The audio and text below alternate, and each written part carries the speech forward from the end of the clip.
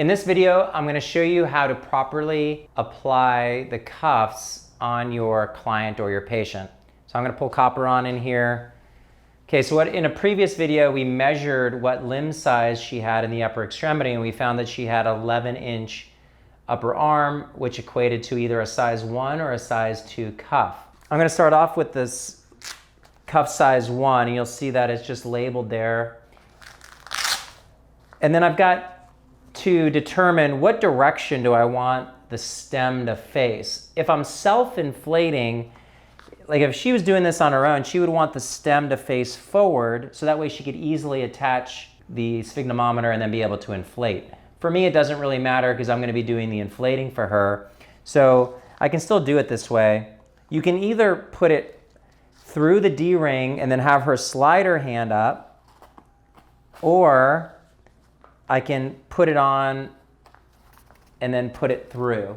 If I do it this way, press down so that the cuff lip falls underneath. I have it up high, and there's your deltoid tubercle. So I'm up high on the limb. Make it as tight as you can do it, and that'll help so you don't have to inflate so much, and then close it down. You want the stem on the outside. If the stem is on the inside, then it'll rub when she exercises. And again, make sure that it's nice and tight. I know that this is the right size because there's not a lot of overlap here, but it is overlapped. If this was open, like there was still space in between, then that cuff is too small and I would have to go to the next size cuff. So that's for the upper extremity, nice and tight. Now I'm going to take this off so that there's no confusion because we never put cuffs both in the upper and the lower extremity. We only put cuffs either upper or lower, upper on both sides typically, or lower on both sides. So on the lower extremity, we're going to use a size 3.